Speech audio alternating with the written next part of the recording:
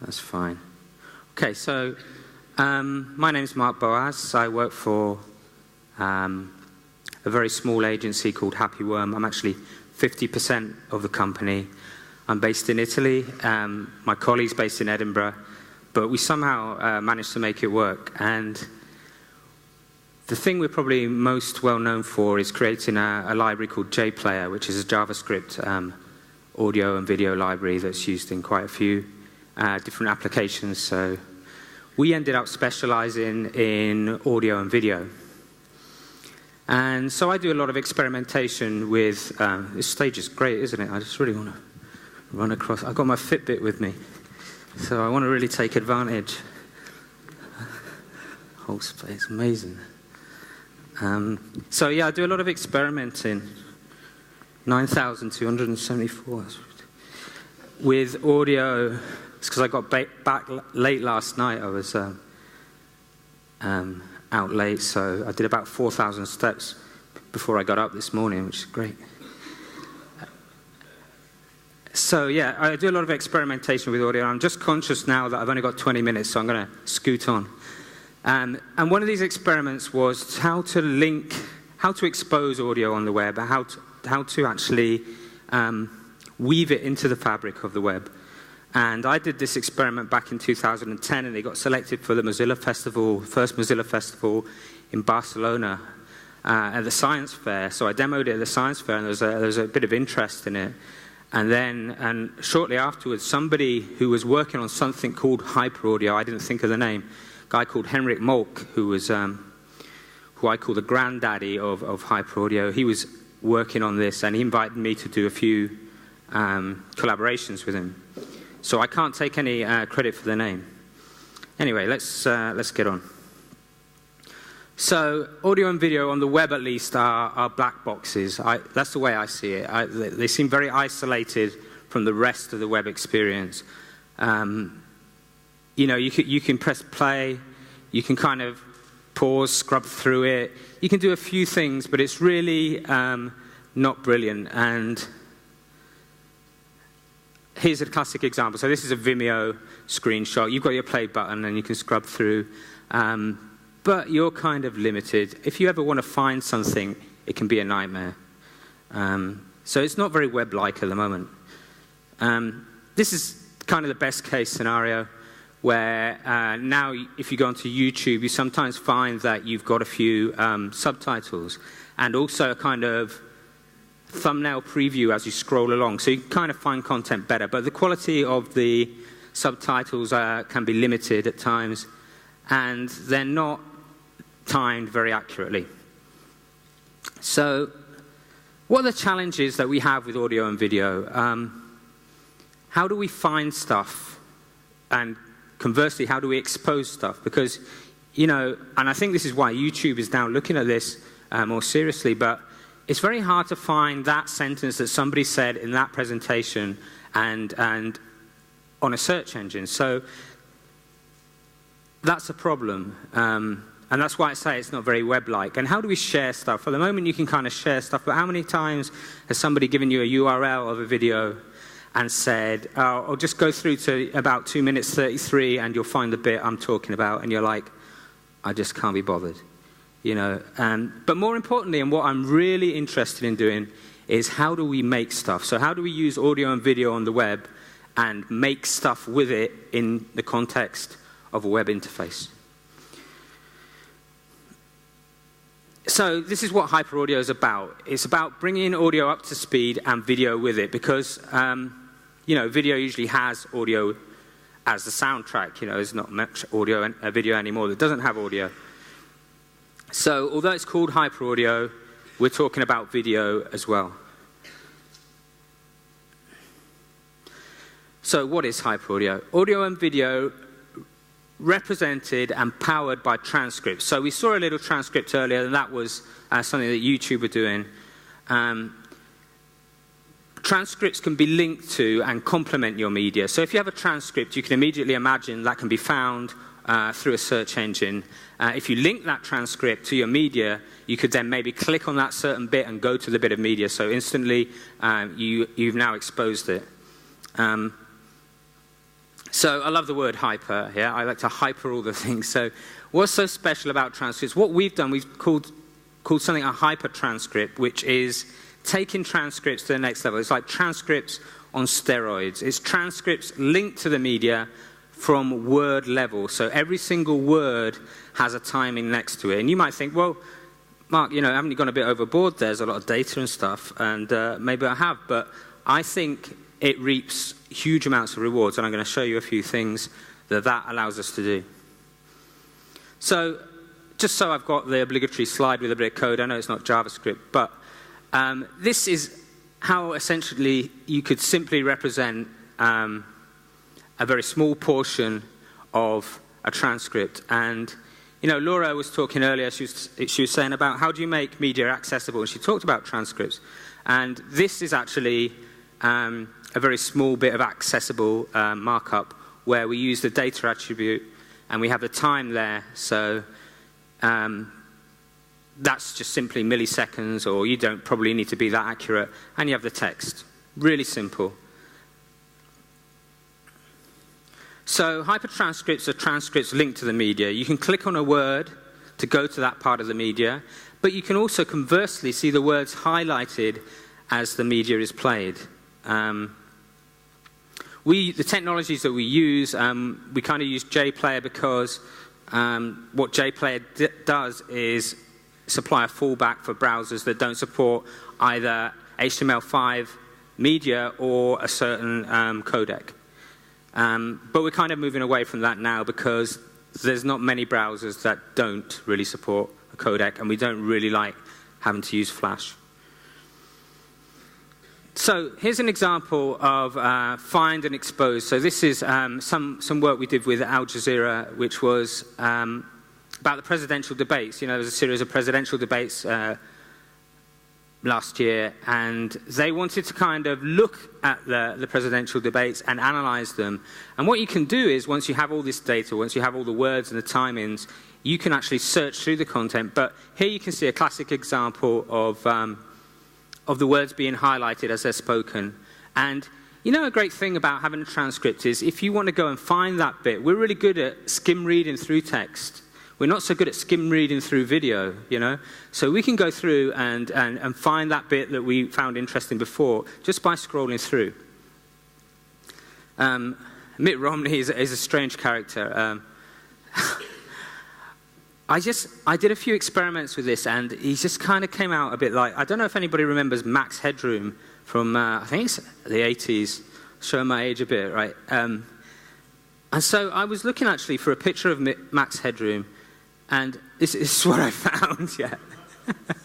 And if you actually watch him talk, and there's this great video that we haven't got time to watch now, but a great parody of Max Headroom, and it's just, it's crazy. So find and expose content. And we can also search through the content and share. And so this is some other thing we did with Al Jazeera, which was about the State of the Union address. Which is a very important address that the president makes in the US. And what we actually could do with this interactive is search through a number of different transcripts and highlight phrases like the classic ones, the economy, or words and phrases, and see how often they were said in each of the different presidential debates. And also, at the bottom there, you can see the share. We could share those little clips very accurately, so we could kind of include a little bit of the text and that you search for, and also a direct link right back to the start point and the end point of that bit of media. But the bit that I'm really interested in is using this technology to actually create a tool that will allow you or me or anybody to remix media in a sort of natural way. So if anybody's actually kind of used any video editing or audio editing software, you've probably appreciated that there's a little bit of a learning curve, and it's not that much fun at the start. I mean, it gets better. But what I realized was that once we've got text timed so accurately right down to the word, we can use that text as a basis for editing. So we can copy and paste something and then take it over to our sort of mix pane on the right, and suddenly we're really easily building up content. And of course, the content is represented there by a spoken word, and we all know how to like create text documents, right? So I'm going to show you a demo, a video of a demo. I don't know why it did that.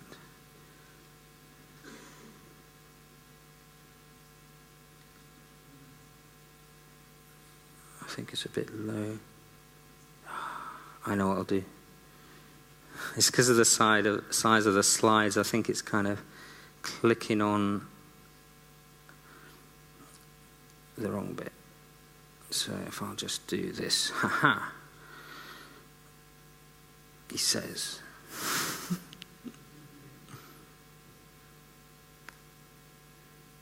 This is typical, isn't it? So what I'll do is reload it. F11. It's all going so well. And skip through to it. And try and press the play button. Now it's not even there. Okay, I'm going to go back to this. This is just messing me about. So, hypertranscripts help us navigate, they help us search, and they help us share. They also make things by default accessible, which is a good thing. And actually, all of these things, number 1, 2, and 3, we're just talking about accessibility, actually, not really from the perspective necessarily from people with disabilities, but just making media accessible to us or people in general. But there is a huge elephant in the room. And that elephant in the room is, does anybody have a clue what that elephant in the room might be? The elephant in the room is, how do we actually create the transcripts? Okay, so it's all very well having your media and a transcript linked to it with word level timers, but that's a lot of data to kind of collect. And how are you going to do that accurately? Well, there's several ways of doing it, and this is kind of a weird little grid that I made up, but the green indicates the fast way of doing things, and the red is kind of, or the pink is kind of slower, and that orange there is a kind of in-between speed. And also, at the bottom there, we've got the cost, and that's a dollar cost, and then we've got the effort. So the worst case scenario is you use automatic speech recognition, and I say worst case because it's not that easy to do. And what happens is they always need somebody to actually be there, and there's always a bit of human input. So that tends to cost a fair amount of money, and it also takes a fair amount of time. So that's kind of the worst case scenario. But you can do it. If you've got money and time, you can go that route. And there's services out there that will provide word level timings as well. And us as Hyperaudio, we're creating an ecosystem that will plug into those services so you can automatically go in and get stuff transcribed and start hopefully remixing it. The best thing you can do is estimate the timing from other formats. So if you have subtitles, you've already got some time in there, you can use that, and you could optionally clean it up, or you might just say, that's fine. What you could do, for example, is say, right, that's 10 seconds, or that's 5 seconds of subtitles starting at this point, and then the next subtitles start at the next point, so let's just guess where all the words are and just split it up. Or we could kind of go, let's look at the vowels, let's look at the word lengths and tighten that up a little bit, and you'll get a rough estimation. But it's better actually to clean that up and make it a little bit tighter, but that's going to take more effort. If you've already got a transcript, this is the good news, what you can do is submit it with the media, and that can algorithmically be converted and time-aligned. So you've got the text with no timings, and you've got your video or audio. You can submit that to a service that we're using, and that will time-align it. So those are basically the options.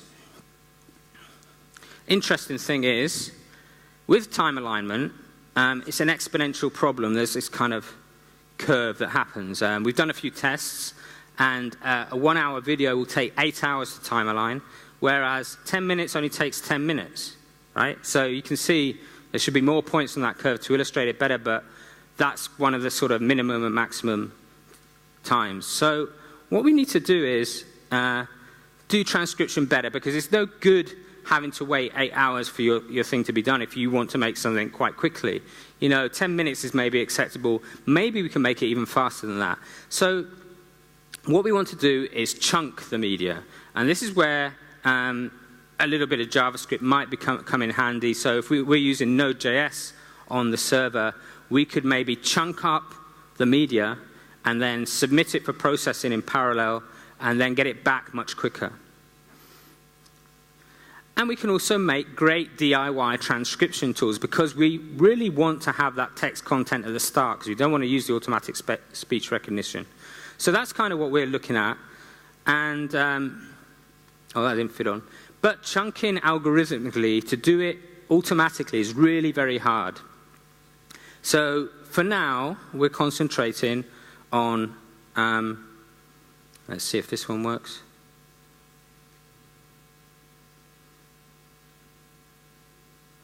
It's really strange, isn't it?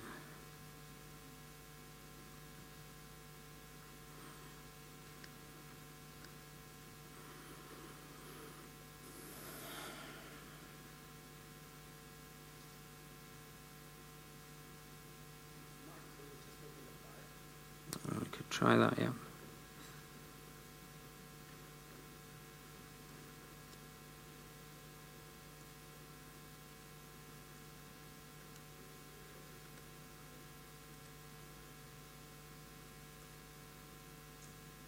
Let's see if it works.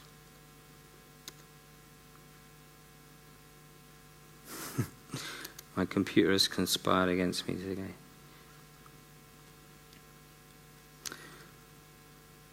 What I can do is show you it, and, we shouldn't really be doing this, but I can show you it live. So I bet this video works. This is a weird thing. Oh, we didn't have audio anyway. Nobody is listening Okay. to your telephone calls. We do have audio. So this is a really simple tool, okay? Let me start it again. All it does That's not what this program is about. All it does is it plays back a bit of video, and I can adjust the playback rate. And this is coming online now with a lot of new browsers, that you can change the playback rate. It's actually very interesting to do this.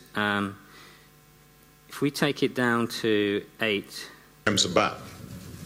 As was indicated, It sounds like Obama's actually a little bit stoned there.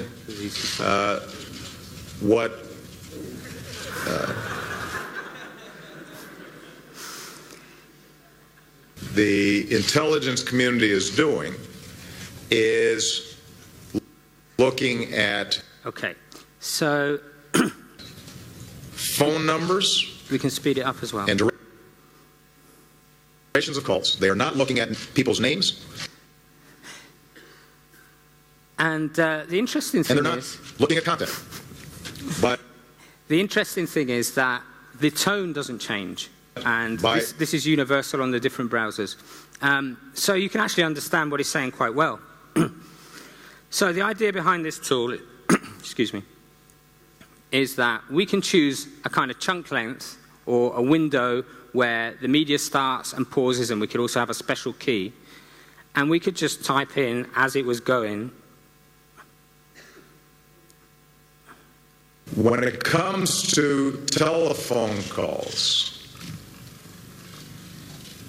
nobody is So you get the idea. And so we could quite easily, to your telephone let's calls. just turn this off now. We could quite easily get the transcript in there, which is useful. And it's not that much of a hassle. No idea why that one's not working.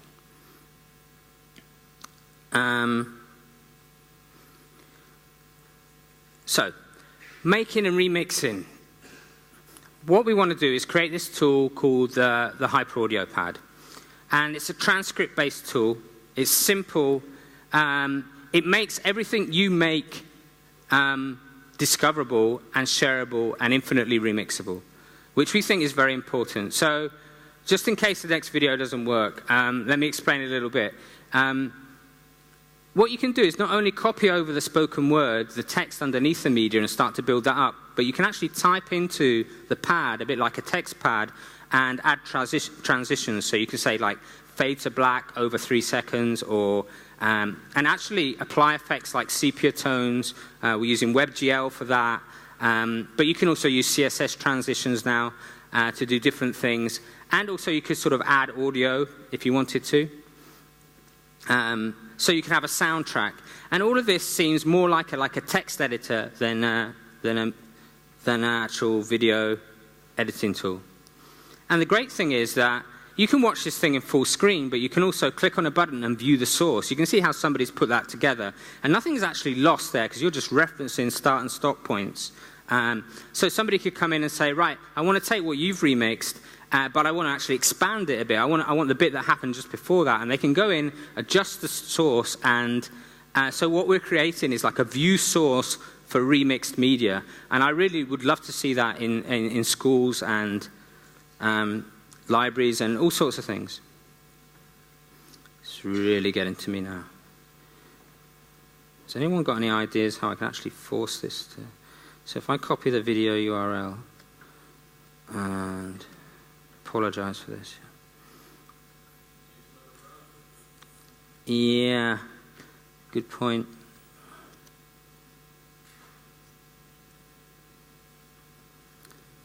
Trouble is, they don't all support the same, but we can try.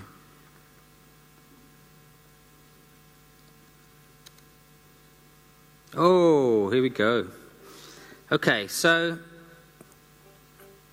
I don't know if the audio is coming through here, but I put it on mute, that's fine. Here we can kind of see the prototype of the HyperAudioPad, and immediately you can see that you can navigate the content. You can see the content actually being spoken, that it's documentary, so that's all happening. And at a certain point, when you find the bit that you're interested in, you can kind of jump to that bit and take a bit and paste it over to the right-hand side.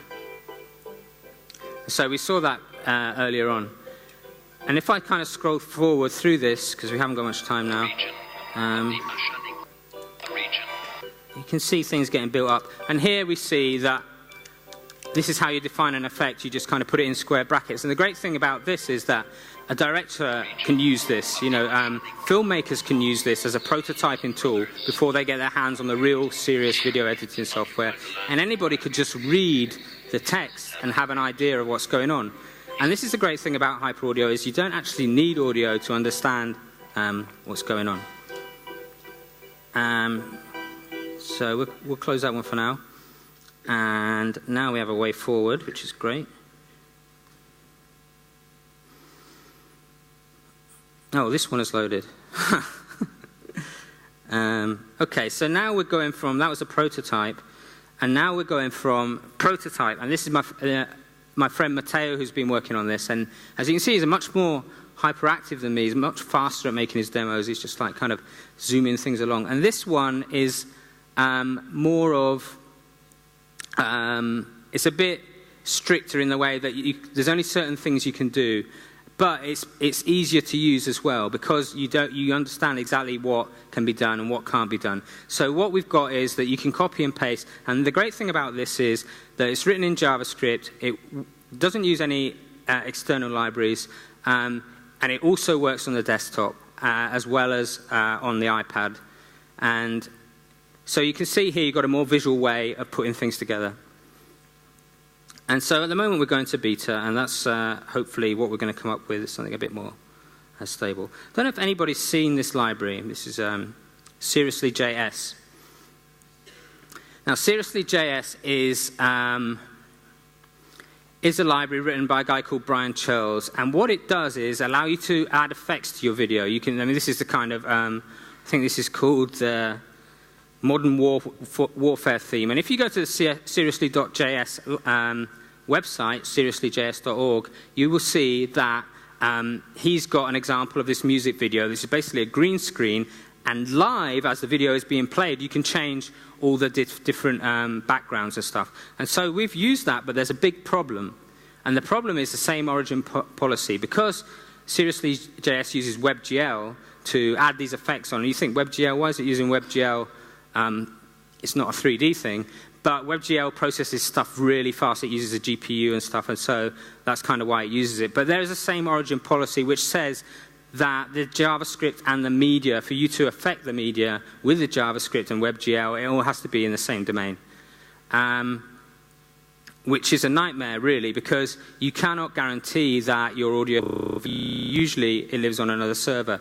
What can happen is that they enable cores. You know, the remote server enables cores, which cross-origin, allows cross-origin sharing, but not everyone does that.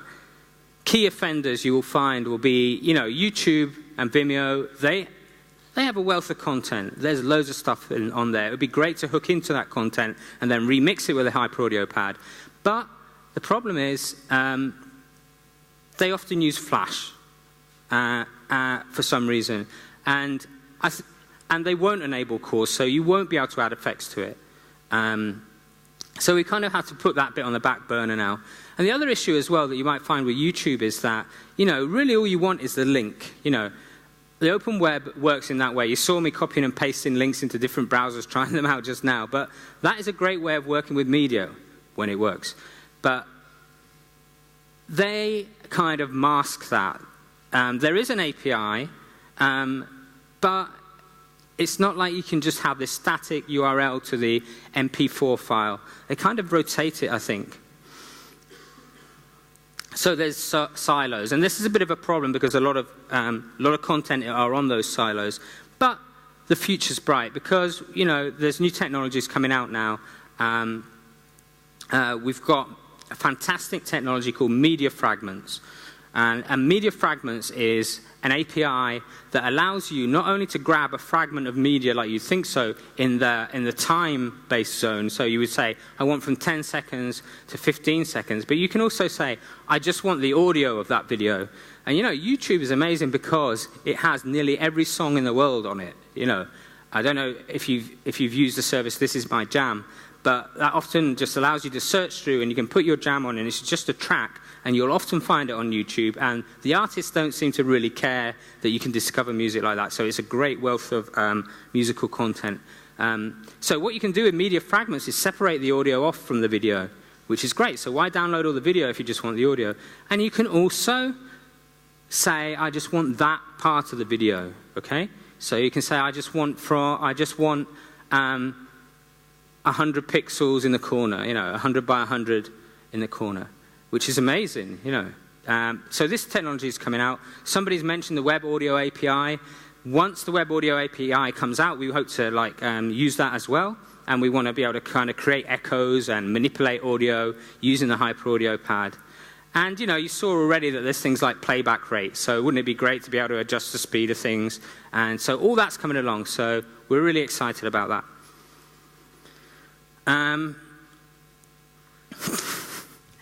So what we did is we set up a non-profit because we thought this technology was great. We wanted to create a whole ecosystem around it. We really want to encourage people to remix stuff. We think it's kind of counterculture that is worth following. And we want kids to become media literate. We want people to know by default how to remix stuff, how to make satire, how to create video essays in the schoolroom, right? We all know about writing written essays. How great would it be? You got all the content down the side in your library.